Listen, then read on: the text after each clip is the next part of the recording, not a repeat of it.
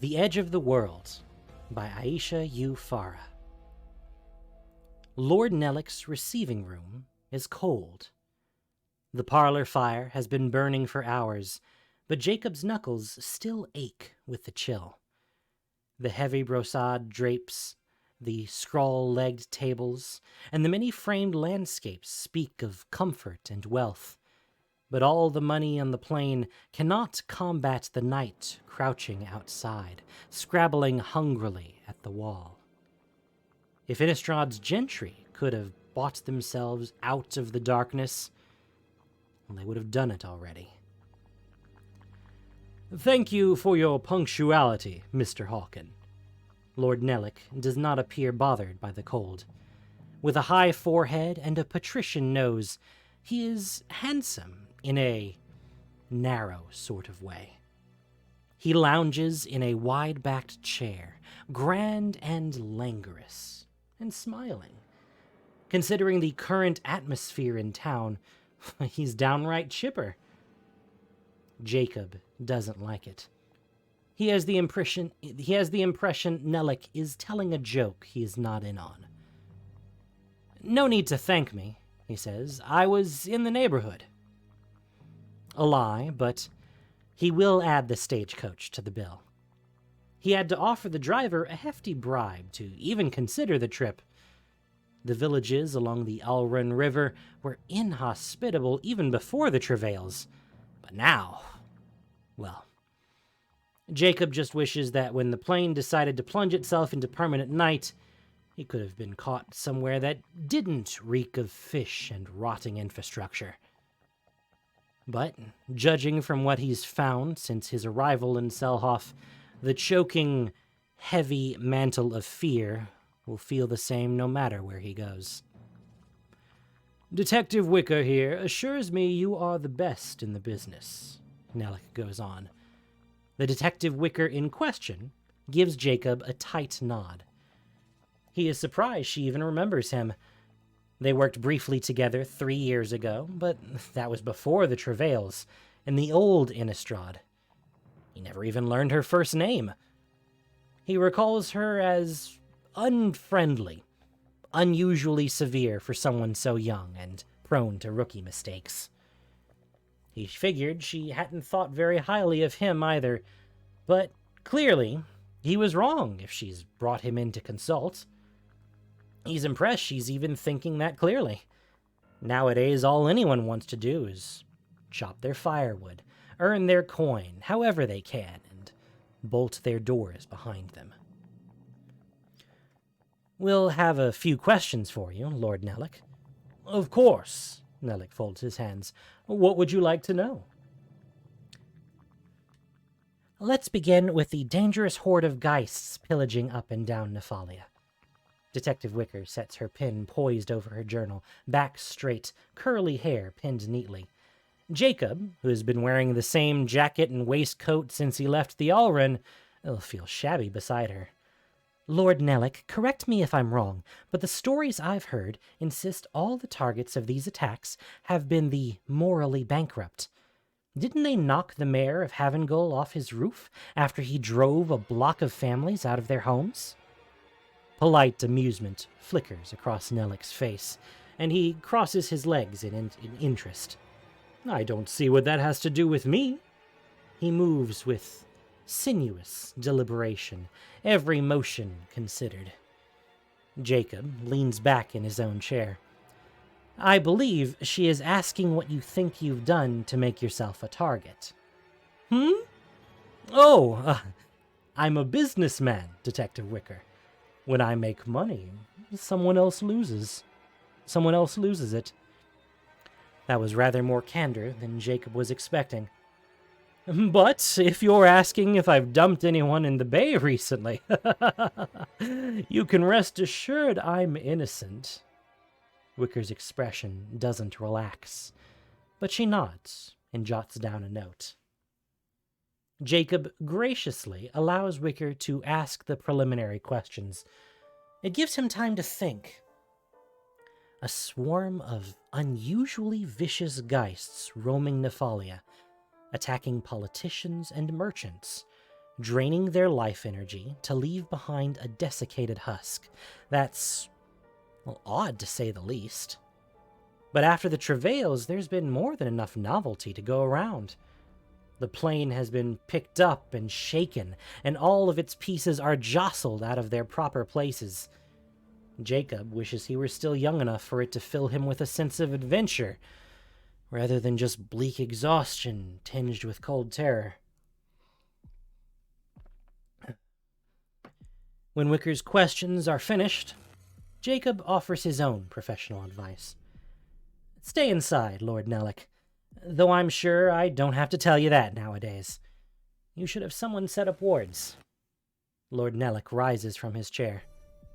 You can't do that? No, unfortunately, Jacob lies.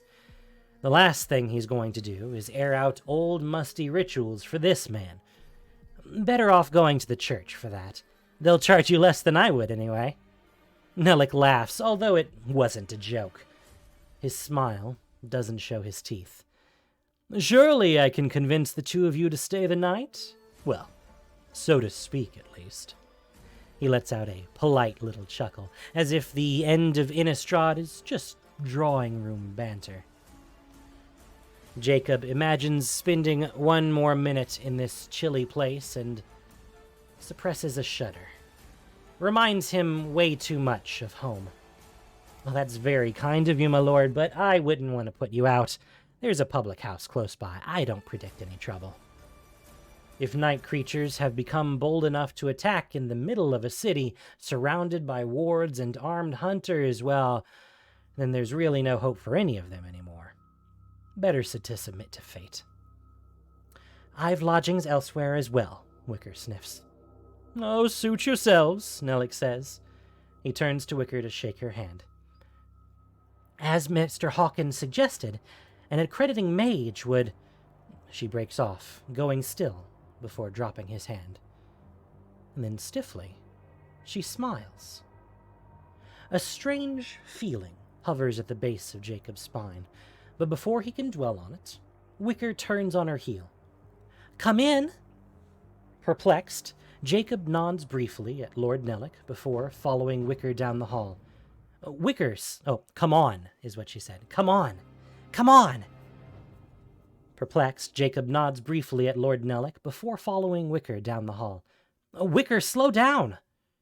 Jacob catches her in the echoing grand foyer, the shapes of hulking beasts of past Nellicks glaring at them from the shadows. Wicker looks up at him from beneath dark brows, leaning in like she has a secret.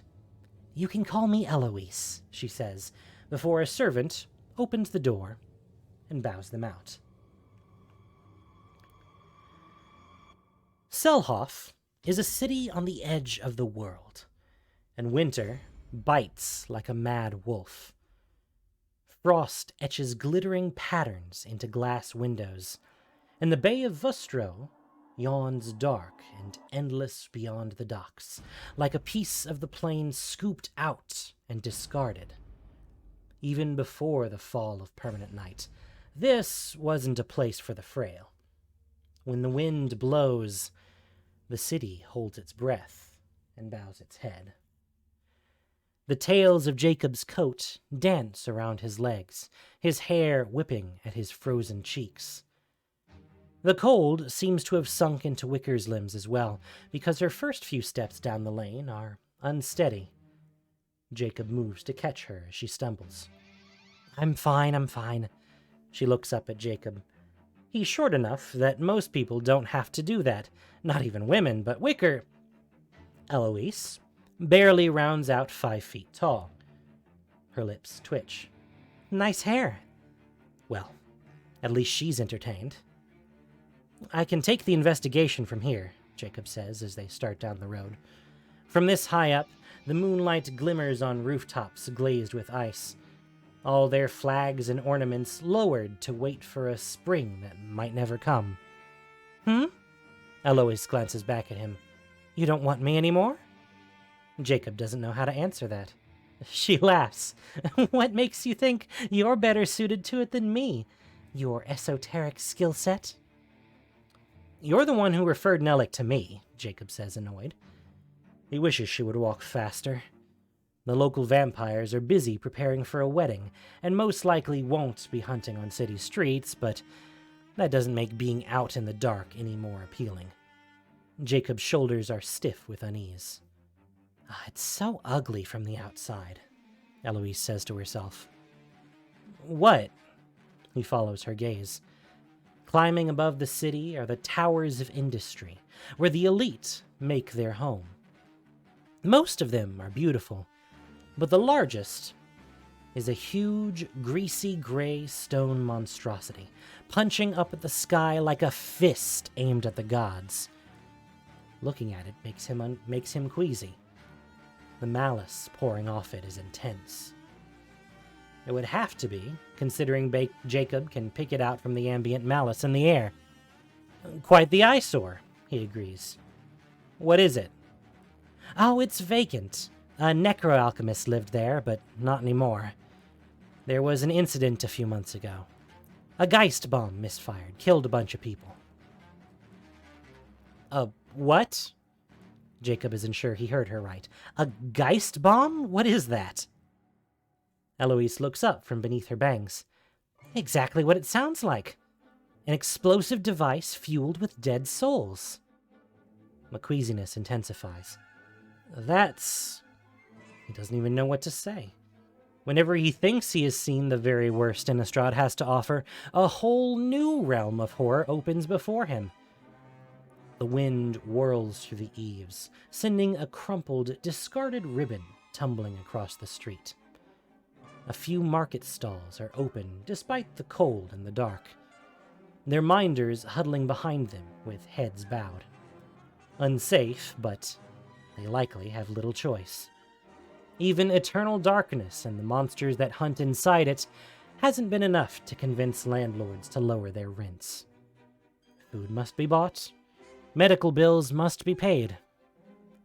Jacob remembers Selhoff in the height of summer, the colors and smells and drifting music.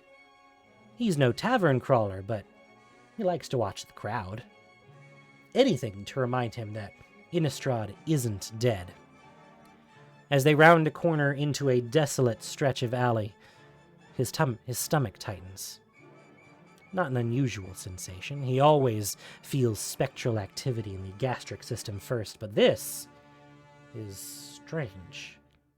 Steady on, he touches Eloise's shoulder, feeling her go perfectly still under his hand. Listen. The wind screams. Before, Jacob imagined Nellick's description of a swarm of Geists to be an exaggeration, artful hyperbole. Geists are solitary creatures by their very nature. They do not possess the intelligence or animal instinct necessary for cooperation. Every so often they will group, but never in the spirit of community. Just shared interest in a spot or a source of power. This is not like that. The world around them explodes into the shivering fog of Geists. They stream up from the ground, from inside the adjacent buildings, and down from the slate-gray sky. Cool, slithery magic paints over Jacob's skin. The smoky voices of emotion scrabbling to find a way inside him. Fear, regret, sorrow, excitement, and rage, burning bright and hot inside his chest. A shriek builds in Jacob until his very bones are rattling. It's only through instinct that he manages to plant his feet and force his fingers into a clumsy warding gesture, pushing magic into the palms of his hands. Eloise, get behind me, The Geists flow up in front of them, coalescing from one trembling woman into a woman's screaming face. The gale slams into Eloise, knocking her backward against the alley wall. Jacob swears and thrusts his hands out again, summoning up every ounce of muscle memory. He hasn't met a spirit this powerful in years. Usually all it takes is a few words and the twitch of a finger to settle things down. But that was all before the travails. Now all magic is harder. Everything is harder. "Leave!" he shouts, putting all of himself into the banishing command. "Now!"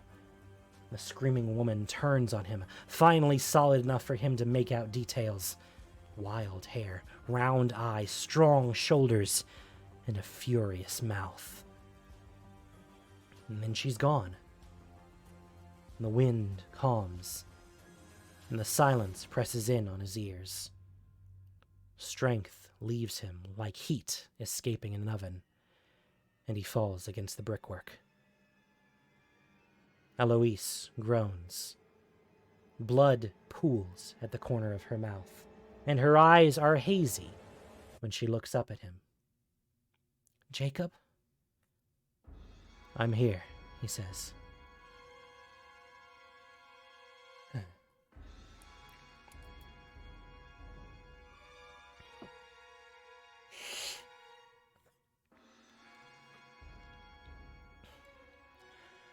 Luckily, there's an inn on the next corner.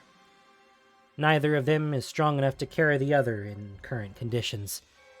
By the time they are installed in a parlor with a physician on the way, Eloise is more or less lucid again, if muddled. As Jacob helps her to an armchair by the hearth, she smiles at him, slow and curious.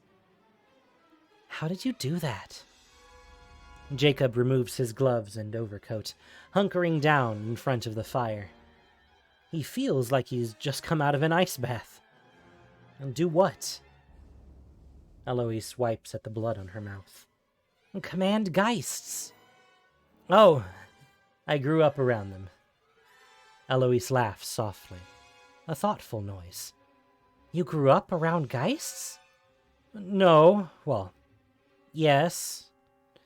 Eloise tips her head to show she is listening. Jacob shouldn't have said anything.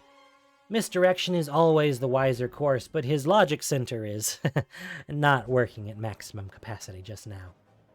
His skin is still shivering with the shock of absorbing and expelling energy so quickly. Lights sparkle in the corner of his vision, a veil between himself and Innistrad. He looks into the fire.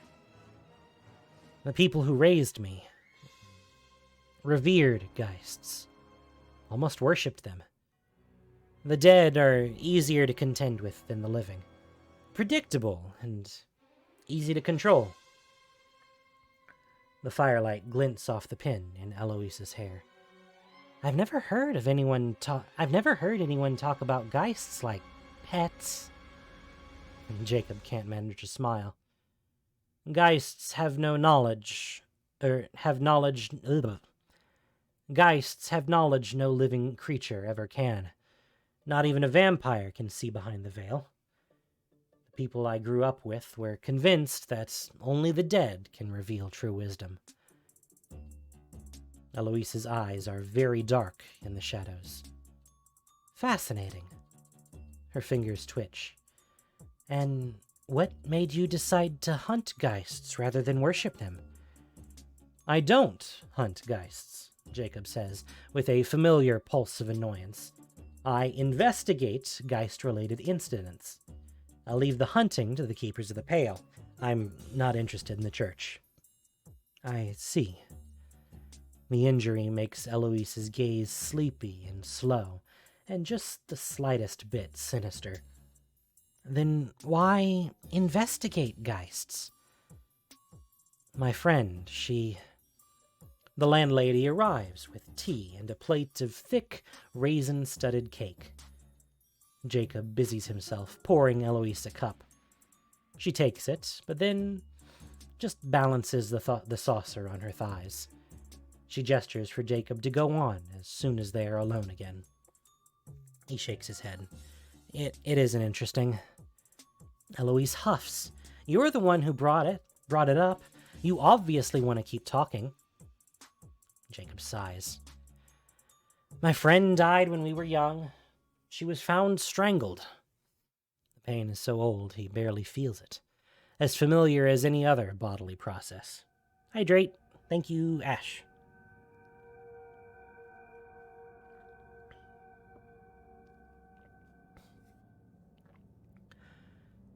Who killed her? Jacob adds sugar to his tea. They brew it too bitter in the South. I don't know. No one bothered to find out. Eloise's brow furrowed. I told you, my people revere the dead. My friend joined their ranks. Who cared and how? The elders gave it up as an accident. Eloise snorts. Did they all rush to join her? I appreciate it, Ash. Thank you. Water is in fact important. Did they all rush to join her? Jacob blows across the surface of his tea. No. Sounds like they weren't very dedicated to death then. Jacob's laugh feels dragged from deep inside him, leaving him raw, but he feels better when it's out. Anyway, I realized I couldn't stay there. I just couldn't look at them anymore. Any of them. I decided to go into business with, well, the only knowledge I had.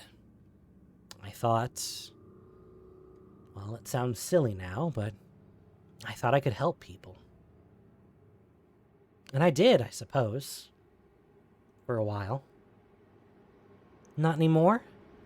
He snorts. Are you serious? I haven't had a client in weeks. Surely you couldn't have seen much business yourself. Eloise looks confused for a moment, before her expression clears. Ah, yes. Eternal night. A bit inconvenient, agreed. That's putting it mildly. How would you put it, then? Jacob put his teacup down. The end of Innistrad? Eloise smiles. Dramatic? Not really, he shrugs. It's only a matter of time before the vampire houses move in to pin us like cattle. And in the meantime, the night creatures pick us off one by one. It feels gauche to say it out loud. Like talking about sex, or childbirth, or taxes.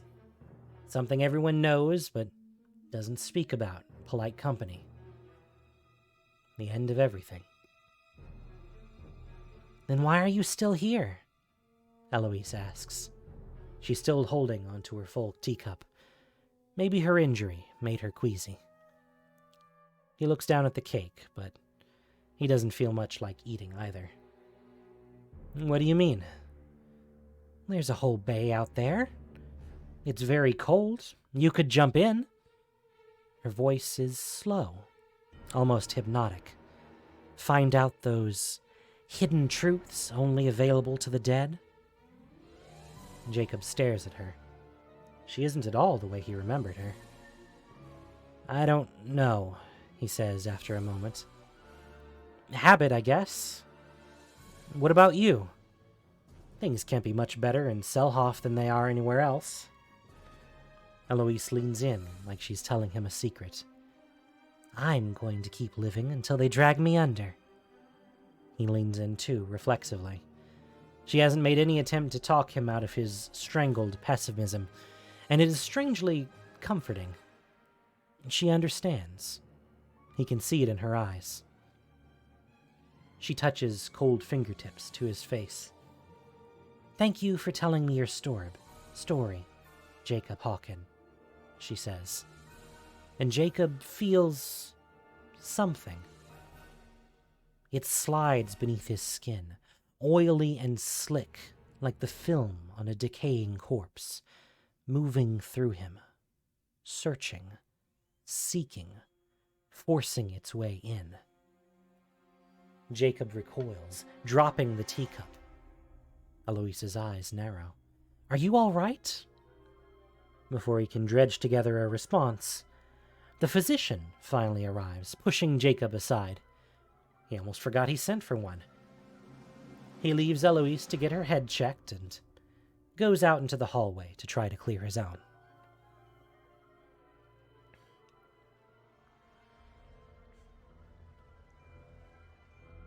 It takes a few minutes of steady breathing for the slimy feeling in his bones to dissipate. He wonders if it could be a side effect of the dispelling charms he cast out on the street.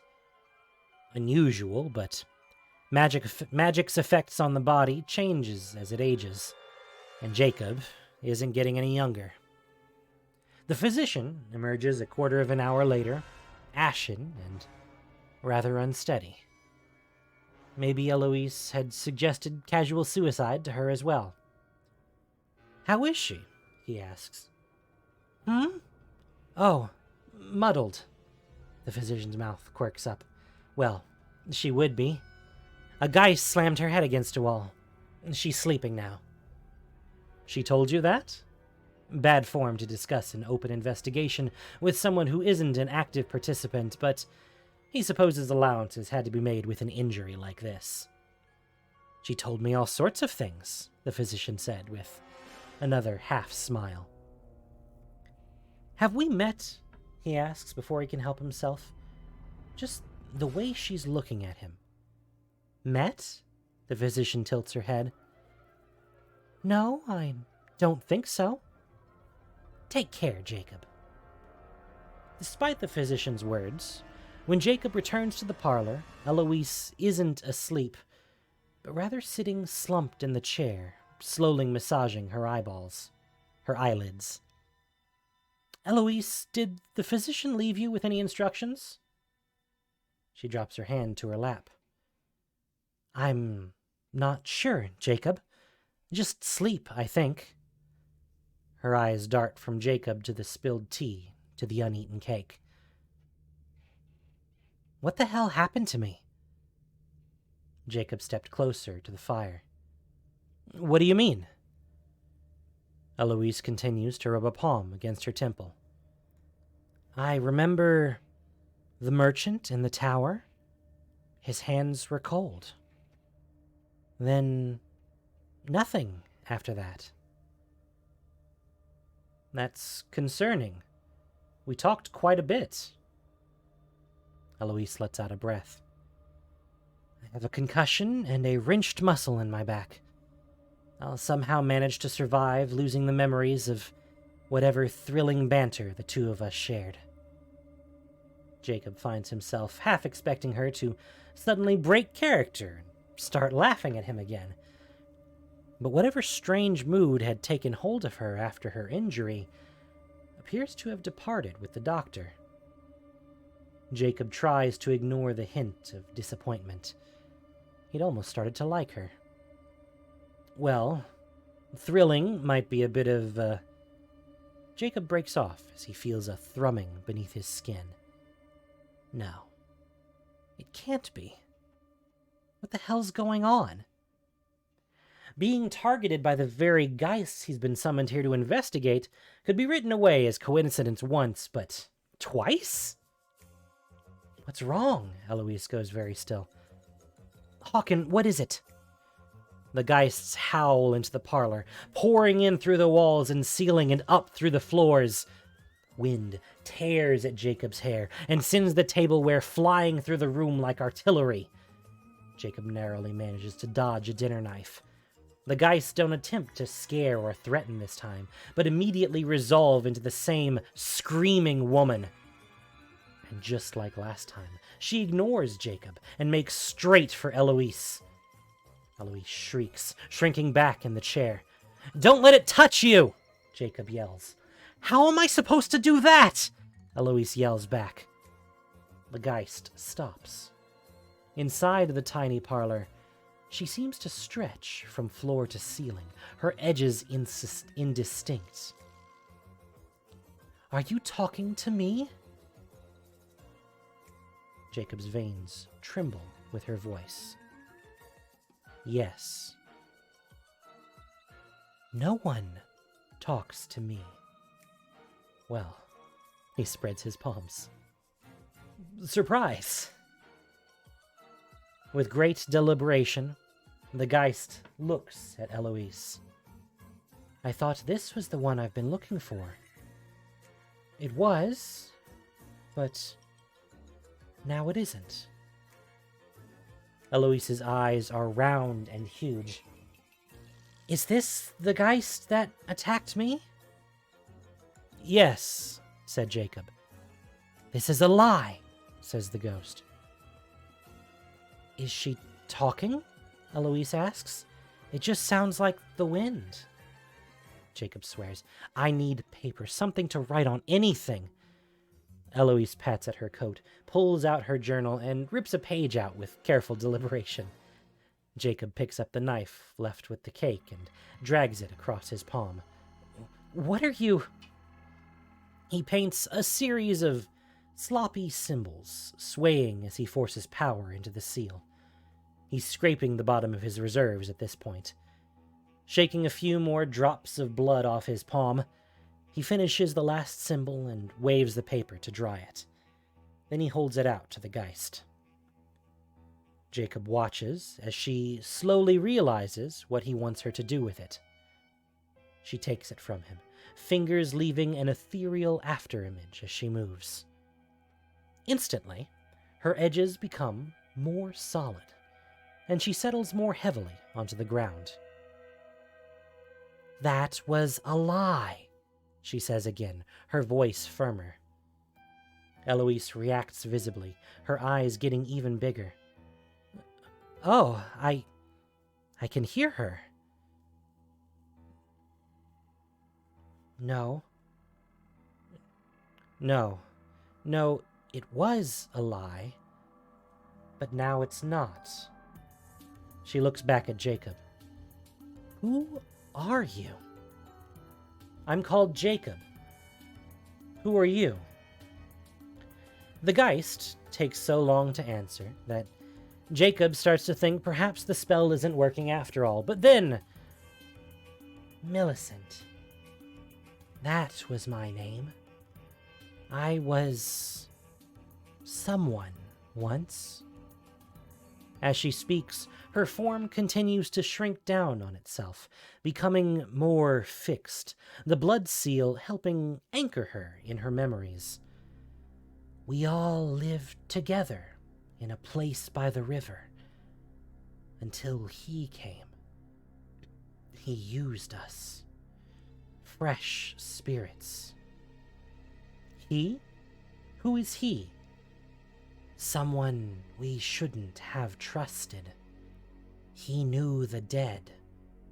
They listened to him. Knew the dead? Do you mean a necro-alchemist? Information begins to compile in Jacob's head, teasing the edges of his cognition just out of reach. This used to be exhilarating once upon a time, when the thrill of discovery was still new. Now, he just feels tired. Eloise, you told me a necro-alchemist lived in that tower, that he was the one whose Geist bomb destroyed that town? What was his name?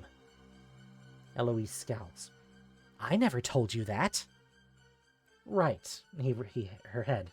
Right, you don't remember, but you did tell me on the way out of Nellick's house. You told me about a necro-alchemist that set off a Geist bomb in a village nearby. Eloise continues to blink at him. No, I didn't.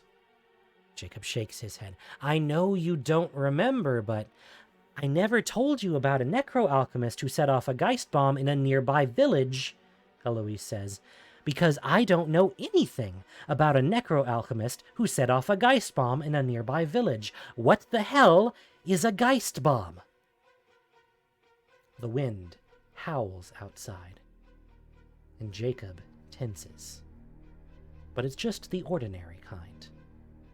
He forces himself to focus. He hasn't been this jumpy in years. You don't know. No, I don't. I'd heard something about a town going through a disaster, but not what or who caused it. Jacob thinks. That doesn't make sense. He's missing a critical bit of information. This necro-alchemist, where is he now? I told you, I'm not talking to you.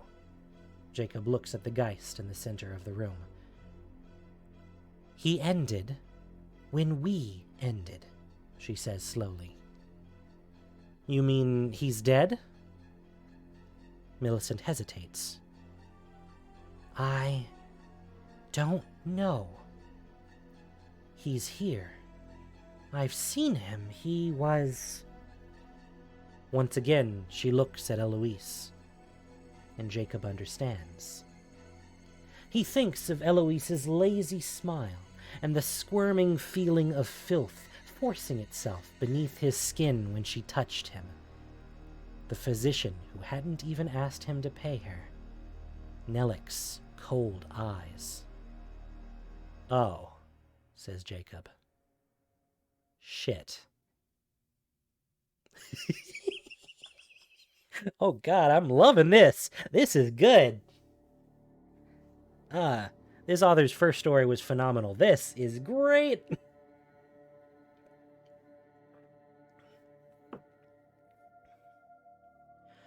What an unexpected delight.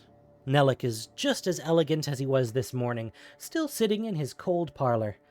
The hollow-eyed servant who brought Jacob up says nothing, simply bows and leaves as fast as she can. "What brings you back so soon, Mr. Hauken? Is this a social call?" The corner of a sharp canine gleams. "It's really too late for business." "Posture check." "Oh, thank you. Gotta be careful." Jacob matches his smile. "Recently, it's always too late for business. Fortunately, these sorts of investigations rarely keep regular hours." The fire is unlit, and so are the candles. Lord Nellic was sitting in the dark. "I was wondering what you could tell me about Cyril Rav." Nellic's smile doesn't droop. "I'm not sure. I haven't spent much time with necro-alchemists." "Oh, but you do know he's a necro-alchemist." "I'm sure I've heard his name here and there. If he's someone important, mention of him will have crossed my desk." He steps forward, gold brocade robe tied loosely around his waist. He hadn't bothered to dress before meeting Jacob. "Seriously, you can't just be here to ask me that." Nellic's feet make no sound on the rug as he moves closer. His eyes look like ice flows. He raises a hand, brushing his fingers across Jacob's cheek. "So tell me, what can I do for you?" At first, Jacob feels nothing but soft, chilly fingertips, and thinks that he must be wrong, and will now need to find a way to extricate himself from a supremely awkward situation. But then he feels it. Oily, pressing fingers wiggling their way under his skin, coating his throat and the roof of his mouth with smoke. Instead of pushing Nellic away, he pulls him closer, hand on the back of his neck.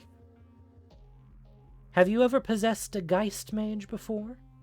I promise you won't like it." And then he pushes back. Nellic's body goes rigid before he staggers away with an inhuman hiss. His legs tangle in his heavy robe, and he falls, barely catching himself on his elbows. He wipes at his mouth, which has begun to drip thick, black blood.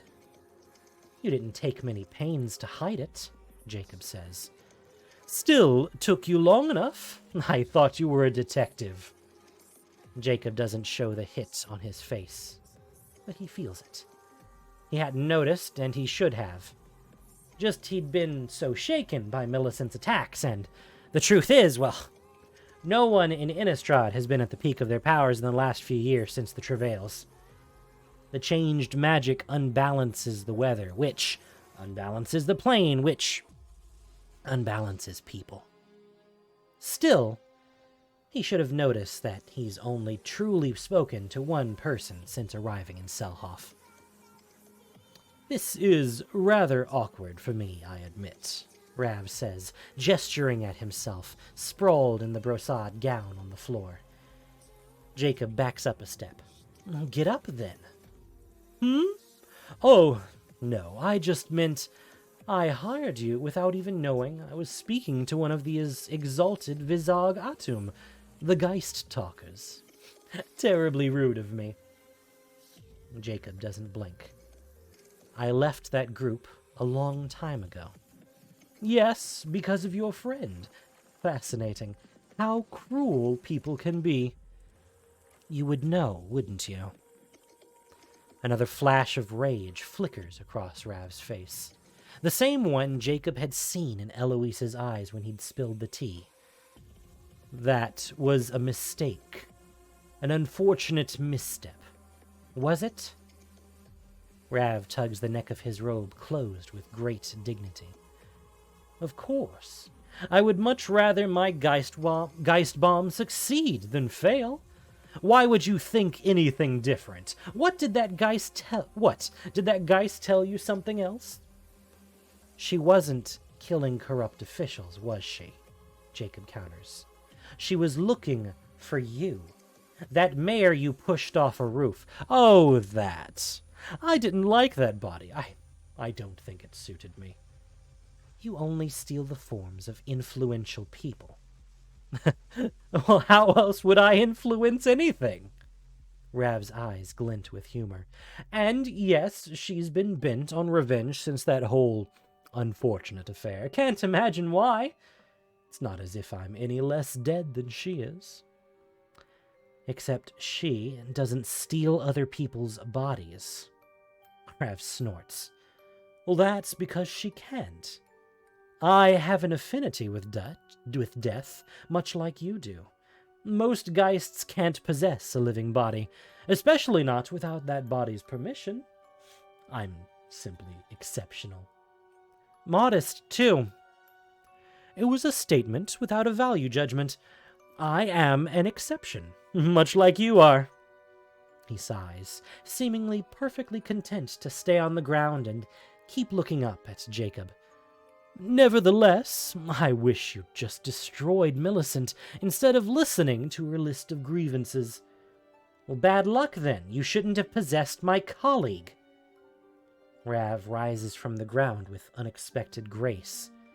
He seems to wear this body better than he did Eloise's or the physician's. Well, yes, true. I just couldn't resist watching you work, Jacob. I like you, and that's why I'm glad you're here. Am I supposed to be flattered? Jacob asks faintly.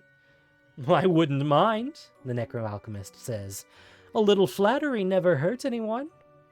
I'm not going to destroy Millicent, Jacob says. You'll have to deal with her on your own. Oh, I don't care about her anymore. I just took your advice and had someone from the church put up wards. Very kind of you. Another sharp-toothed grin. No, you shouldn't be asking what you can do for me, but what I can do for you. He walks over to a dusty sideboard and selects a bottle, seemingly at random, pouring a splash of liquor into an equally dusty glass. Drink? Jacob grits his teeth. No, thank you. Suit yourself. He settles into a chair beside the empty fireplace. Oh, why don't you sit down? I'll stand. Rav shrugs. I think we should go into business together. Jacob waits for the punchline. I can help you, Jacob Hauken. With me by your side, you won't have to be afraid anymore. I'm not afraid. Of course you are. You just spent an hour in that inn telling me all your fears. The night, the monsters, the yawning dark of the bay. He swirls the amber liquid in his glass, but doesn't drink. His eyes look like jewels. You should be careful who you open up to in the future. Jacob says nothing. The days of humanity are gone, Rav says, and the night is getting colder. Imagine if you didn't have to worry. Let me help you. I can protect you. Just come with me. Jacob blinks. Where? Well, anywhere. I can set up a laboratory anywhere on Innistrad. You can solve your Geist crimes, whatever you want. He looks up, thoughtful. Or we can find the people who killed your friend, and we can make them pay. Together. Jacob stares at him, trying to tease some meaning from between the words. Why? What's in it for you? Rav rubs his fingertips across the shining wood of the chair. I've been alone for a long time. Jacob can't explain why, but he believes him. Why me? Why not? He shakes his head as if Jacob is bothering him with silly trifles. I can't do anything to you. You're a Geist mage.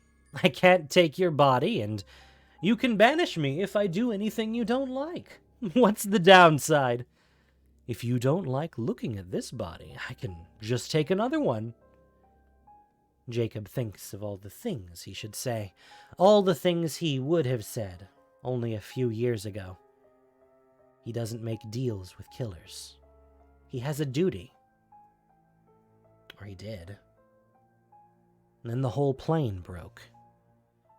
Oh, don't try to take a high road, Rav goes on. You're from Innistrad, like me. You know better than to turn down power when it's offered to you. What do you do this job for? Justice? Please. You're too smart for that. Money? Oh, we can get money anywhere. Jacob closes his eyes. I'm just tired. I know, Rav says.